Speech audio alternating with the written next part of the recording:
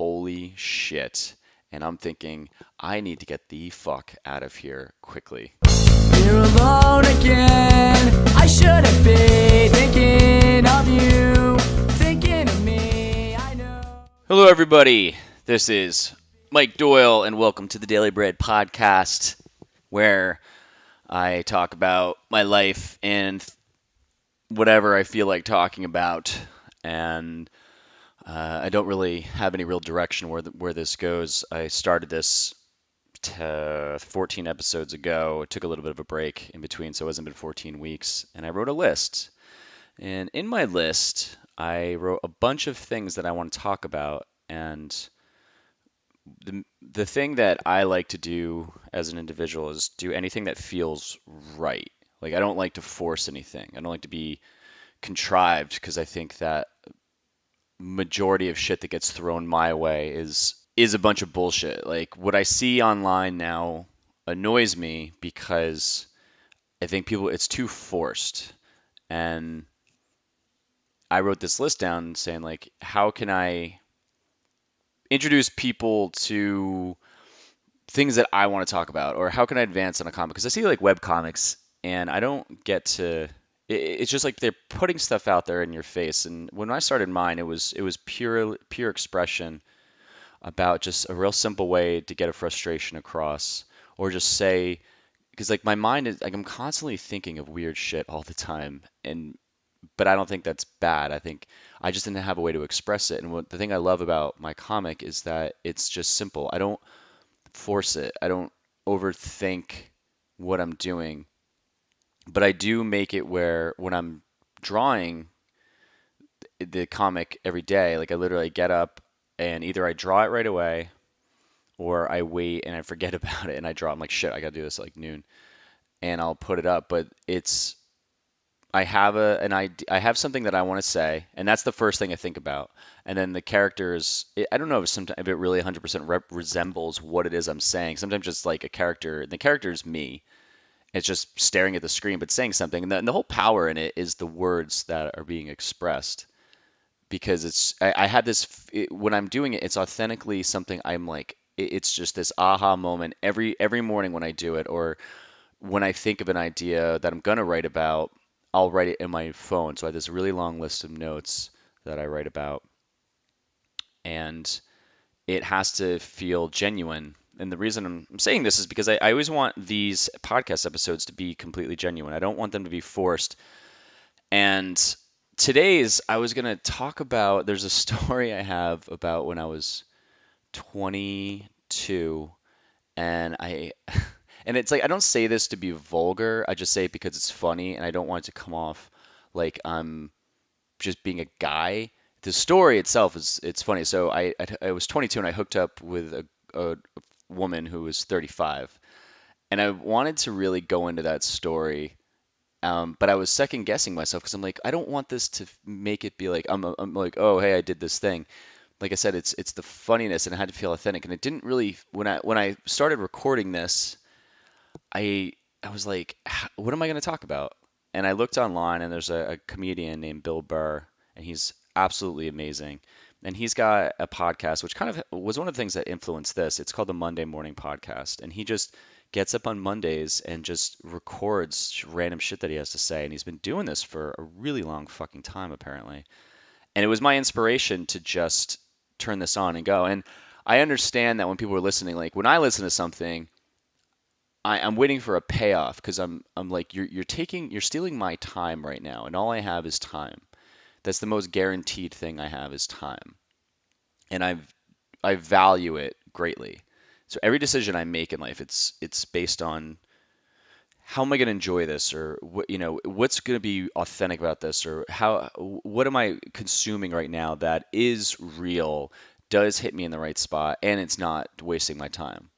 So when I do these, I really try to think about the people listening and do they really give a shit? And then the other part of it is just me being authentic, going, well, maybe I don't fucking care because this is just for me to express. So it's this weird balance. And I'm kind of rambling right now, but that's the point of this episode. It's just, I'm kind of going off the cuff. Some episodes went straight down a line, and they were based on this list. And so the starting this off, I really was going to go straight for that story about the time I had hooked up with this 35-year-old when I was 22, and the end of it's really funny. And now that I'm like talking through this, I actually might tell the story. But I wanted to go down this list that I have of the things I want to talk about. And this is just, I can remember a lot in my life, which I think is good and bad, because the good is that I have a good, I can like see back to when I was 10 and see things, and see back to when I was 6 or like 17, and I can go and see like I can remember the surrounding, I can remember the moment, and like some of it's kind of foggy, but I can remember conversations or emotions, and I can remember really amazing shit. I can remember just shit that sucked. And this list helps me do that because when I started this podcast, I just wrote down 20 ideas. And I said, if I could, and I talked about this, I think, in the first episode, but if I could just get 20 ideas down, I'll do this. And a lot of them I talked about. Like I talked about doing, let's see, the 2 miles a day for a year. Actually, you know what? And I even fucking forget some of these. Let me gotta like make sure I have this up. But I talked about my divorce, or divorce I went through. I don't want to call it mine because then it stays there. Talk about my first love. Talked about being fat. I did talk about the 2 miles for a year. Um, you know, my financial woes, having a panic attack. So I really like to break in and get real genuine with this stuff because I think a lot of people are too afraid to expose themselves, and show vulnerability. And that's what I find it so easy because it's just like, why not? The biggest thing, I talked to my mom last week and I said to her, all we have is from the moment we open our eyes and then we have this time and then one day it's lights out. And I hope that there's something afterwards. And I grew up Catholic, which means I don't go to church anymore because it was so fucking boring. The message was cool, kind of. Some of this stuff I was like, this is complete bullshit. And I realized it at 10 years old. But all I have is a guarantee is like I open my eyes every day and I can see outside and I can see what's around me and I want to have the most fun with it. And I want it to be real and I don't want to be contrived because when I'm forcing something, I feel tense. And that's why I'm completely fine with being open about my life and talking about it. It just seems fun. Does it go in any direction? No, it's not like Game of Thrones where it's leading to an end, or Avengers. The reason I'm bringing these up because these are things I watch. But this is just a sporadic. It's kind of like Seinfeld. It's just, it's all randomness. But before I do tell that story, because I actually now I'm gonna fucking do it. I just decided. But these are some of the things I do have to talk about. Like when I sold everything and traveled, I quit drinking for 4.5 months while I was traveling. I was even living in Portland, Oregon for 3 months. Didn't even touch a drop of alcohol the whole time I was there. Did smoke a little weed, so that was fun. But I mean, I want to talk about when I was in my band Lanemeyer, deciding not to go to college and just going on tour. I want to talk about people who give unsolicited advice and they can go fuck themselves. Um, I want to talk about how the money issues. I even wrote down I currently have a certain amount of dollars I have to pay my ex for such a fucking stupid reason, in my opinion. So it was like I want to talk about that, but I'm kind of like, I don't know. I don't really know if I want to dive into that. And there's like simple stories. I was like The Lion and the Wizard of Oz when I was a kid, and I remember that being such a big thing for me because it was that's when I was younger, I wanted to be in plays and act, and I really wanted to be an actor. But when I was really young, I wanted to be a comedian. But the theme is, and then when I was 17, I wanted to be in a band. So the theme is I always wanted to be in front of people and performing because it just felt really natural.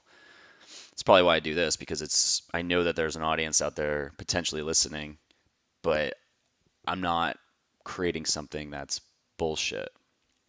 Um, but I want to just, and I don't know if my life's interesting.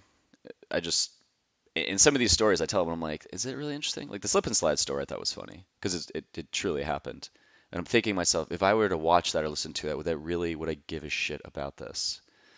And so there's that aspect. And then, there's some dark things. Like I realized the other day that I've seen a lot of people, not seen them die, but I've known a lot of people from the time I was like 7 or 8 until present day, of a lot of people I knew, first 1 degree away from, that died. I mean, I've seen so many people just get fucking just, you know, their lives have just ended at young ages. I've seen kids when I was that age. There was a kid on my soccer team who got hit by a fucking car and he was killed. He was like 7 or 8 years old, and then this other kid got hit by a car and he was in my, elementary school. And I had friends that were closer. I had two friends that were, me and my two buddies saw them about a couple hours before they got in a car accident and died, and they were like the sweetest people.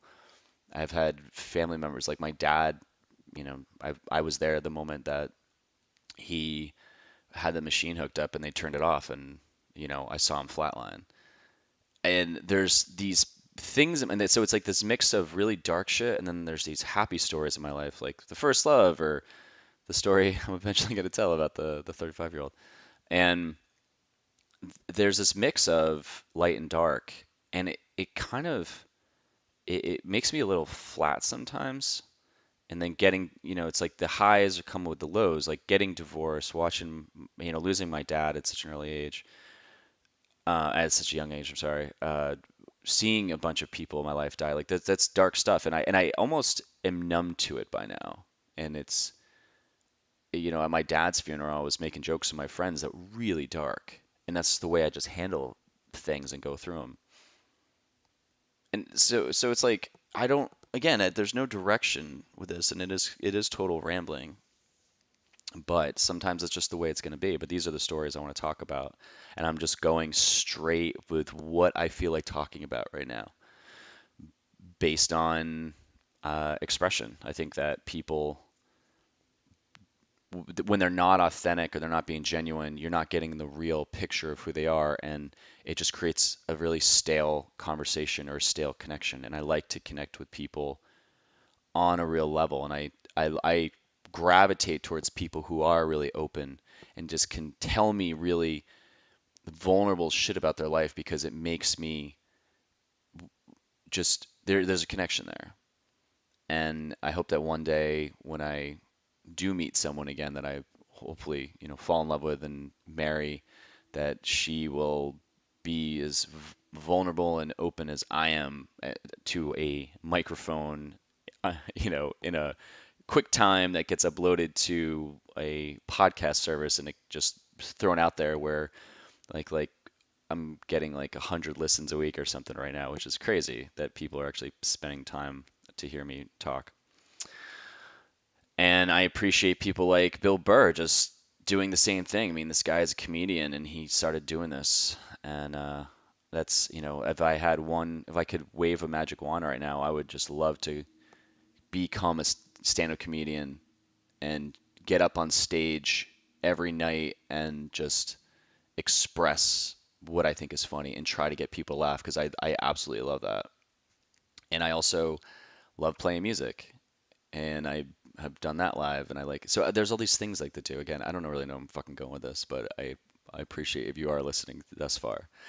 But I'm gonna tell this story about the me at 22, and I'm gonna end it on this because it was a funny story. And so if you have sat around for the last 12 minutes, then hopefully this is the payoff. Or wow, 14 minutes of this payoff. So when I was, and again, this is going in no direction. Whatever, fuck it. When I was 22 years old, I quit my band and I didn't know what to do. My buddy, who was also in the band, who had quit the year prior, he had moved to Los Angeles, and I was a little lost. I was about a couple days, it was like weeks away from when we quit, and he said, "Yo, man, I'm out in LA. Our buddy Bob's gonna move out. You should do it too." And I said, yeah, I'll do that." And within 6 months, I spent that, and that was like May. So it wasn't even 6 months. I mean, it was like 4 months or whatever. And I spent that whole summer working at a restaurant, and I saved up money, and I took a bag. I had my car sold for like $200, so I left it at my mom's and said, "All right, I moved to LA, had 2 boxes shipped to me. I had no place to live when I first showed up there. And that was great. I had no direction. I said, I'm just going to go to LA. I want to be around palm trees. That's it. That's all I wanted to do. So I get there, and it was a crazy time. It was me and my buddy Chris. We ended up finding an apartment with these 2 guys, Courtney and Dave, who were great. I mean, Courtney was like just like a bull in a china shop. A guy was living with him wasn't my favorite thing because we just didn't see eye to eye. But afterwards, when we weren't living together, we were totally fine. But it was a great experience. It was 4 guys in their early 20s. This apartment just parties all the fucking time and just being guys at 22 and living because I didn't have a college experience because I was in a band, so I had the party experience when I was 22 living in LA. And Halloween came around, so I get there September 1st, 10 days before September 11th, so that was crazy. And about 2 months later, we are at a Halloween party in the Valley, in San Fernando Valley. And that's the thing about Los Angeles, the San Fernando Valley, is that it's just, at that time, it was a lot of house parties, and you would just get word of mouth of where something was. You'd show up, you'd bring beer, go in a backyard, and just drink, and then the night would go wherever, and then you'd leave, or a fight would break. I've seen like huge fights break out. It was, or you'd run when the cops came. It was wild and really fun. And we were at this party. There's, nothing crazy. Everyone's dressed up. I think, forget what I wore. It wasn't anything. And I love Halloween. I usually try to go all out. And it's sad because the last couple of years I haven't since I lived in Raleigh. But we're at this party, and it caught my attention. There was a girl there. She was dressed up like Britney Spears. And I could tell she was a little older, but wasn't really paying attention. It wasn't even, it was like one of those caught my eye. And sometimes if there's a girl at a party and I catch their eye and I see them, I'm like, man, I really want to talk to them. And I'll spend the night just thinking like, fuck, I'm such a pussy. I should go talk to that person. But this one didn't pay attention, and we were all leaving. My buddy Kevin, he was our neighbor. His mom sang that song "Let's Hear It for the Boys," and he was like her manager, but he was the coolest fucking dude in the world, Kevin Williams. And he goes to people. He's like, "Yo, let's all bring everyone back to the apartment complex." And we were in Canoga Park, which is I think the porn capital of the world at the time, something like that. Someone told me. And we were living in the fucking like a beat up neighborhood, which I didn't even notice until I moved out. So we invite people back there, and just the group of people who are at this party, we go back to our place. I think it's like I don't know midnight or 1 or something. We all roll back there, and somehow I end up talking to this girl, and a bunch of us are sitting on the couch. Other people are just sitting around, just talking around the apartment complex. I think we had like 20 or 30 people we invited over. I start talking to her, and at this point, like we're all super drunk, and we start like smoking weed. I think she had brought something like that, and it was just out of nowhere. And she goes, "Hey, I don't have a way to get home." And I drunkenly, yeah, this is a great way to tell the story. It's like I drunkenly and super high go, "Oh, I'll drive you home." So I ended up and literally just going like, "I'll just give you a ride home," and because she lived just across town, it was like maybe like I don't know, 10 minutes maybe, if that, just because of stoplights. So we're driving, and I'm not even paying attention or whatever. And she's like, remember her just like staring at me. I was like, okay. So I pull up, and she goes, "Do you want to come in?" And then I'm like, okay, yeah. So so I go into her place, and I had found out. So again, I was 22, and I found out that she was 35 at this party. So I'm thinking that's fucking awesome. And so I go into her place, and she gets like a beer, like we both sitting there just drinking beers, and she ends up like putting on. I'm not gonna make this like a vulgar story, and I'm gonna be as decent as possible, especially because I know that my sisters listen to this. I'm sure they want to really hear this story about their brother. But she ends up like she puts on like this nightie or something and comes back out, and we're just listening to music, and she starts like just like dancing and like on me or something. I'm like, okay, what the fuck is happening here?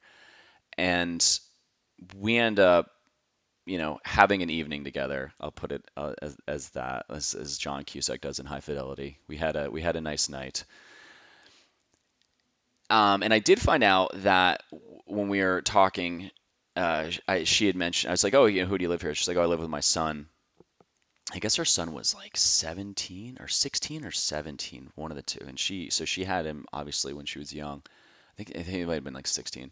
But she goes, yeah, he's out with his buddies. He's at a club. He's like at a rave. I think it was called like a rave or something. I said, oh, okay. And so the way the apartment was set up is that you walked in, the kitchen was on the right, the living room was on the TV was on the left, and there was a hallway, and then her bedroom was all the way in the back left. So we ended up hanging out there for the evening.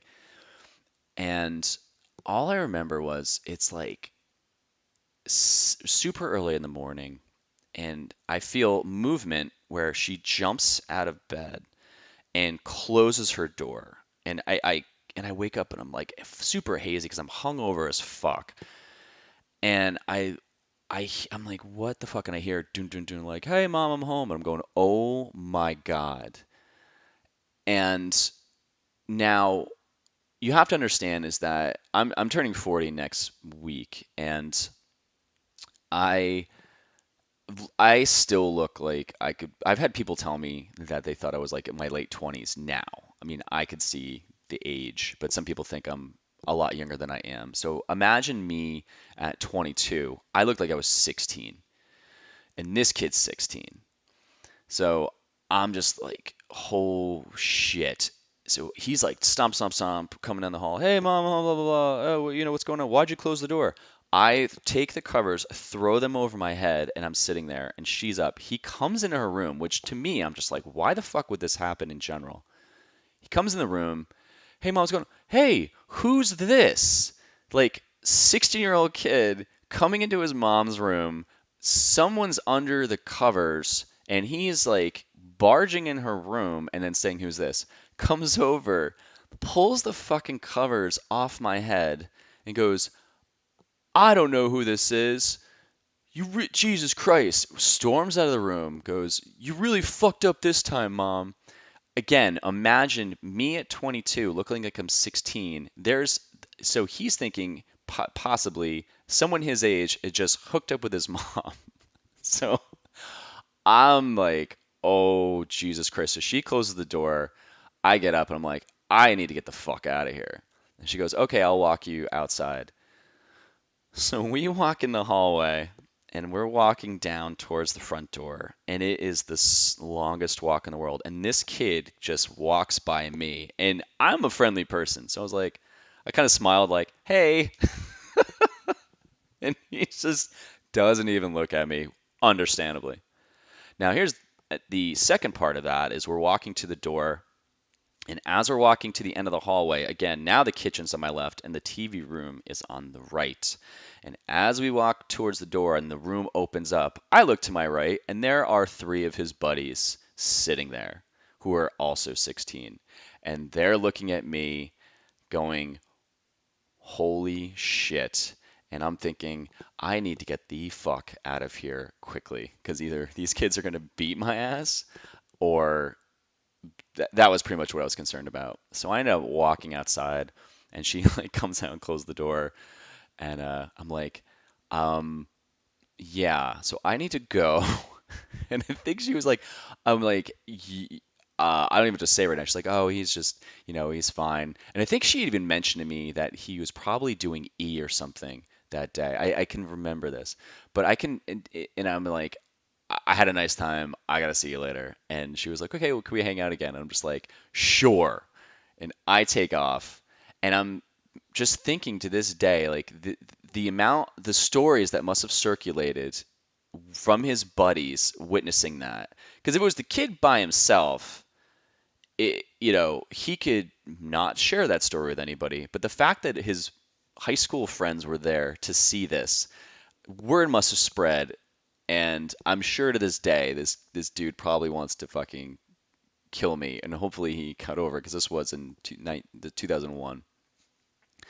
But yeah, it was one of those moments where you don't wake up in the morning and say, "Hey, this crazy shit's gonna happen today," and all of a sudden you're in it, and you're thinking, "Oh my God!" Like in the moment, you don't see it as being funny. It just you're kind of like, I'm I need to get out of this situation fast. But in hindsight, it was fucking hilarious. And yeah, so that was one of the random funny things that happened to me in my life. And I think I was afraid to tell that story just because, again, I didn't want to make me like, yeah, I like, blah blah blah this and say like, stupid guy things. But I think the payoff is well worth it. So thank you for spending almost a half hour listening to this. And if you, I don't know, the commercial is go check out my comic. I do daily things about just things I think about, and feel free to share that or this podcast with anyone who would care. And hopefully, you, if you have a funny story like that, you should also maybe start a podcast and tell people. Okay.